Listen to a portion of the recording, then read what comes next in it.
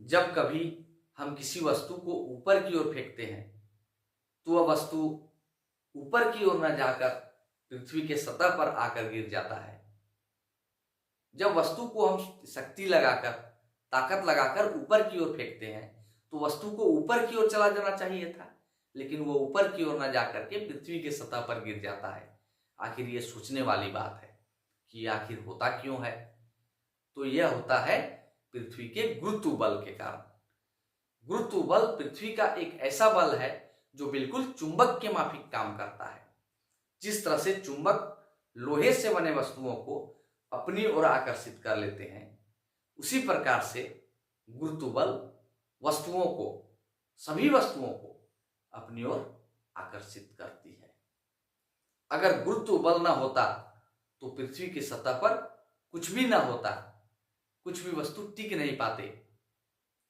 सभी वस्तु ऊपर की ओर हवा में उड़ते हुए नजर आते।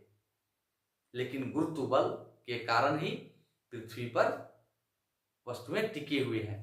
यहां तक कि हम भी गुरुत्व बल के कारण ही पृथ्वी पर खड़े हो पाते हैं। कोई पशु भी पृथ्वी पर गुरुत्व बल के कारण ही टिका हुआ है। यहां तक कि जल भी पृथ्वी पर गुरुत्व बल के कारण ही टिके हुए हैं। इस गुरुत्व बल का पता सर्वप्रथम सर आइजक न्यूटन ने लगाया। जब वे एक बगीचे में बैठे हुए किसी बात पर सोच विचार कर रहे थे, तो इसी बीच में उनके सिर पर एक फल आकर गिरता है। इस फल को देखकर वे आश्चर्य में पड़ गए कि यह फल आखिर नीचे की ओर क्यों गिरा। यह फल ऊपर भी तो जा सकता था।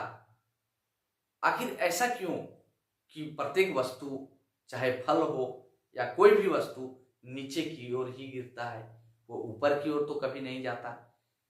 वे गहरे चिंता में पड़ जाते हैं, गहरे सोच में पड़ जाते हैं।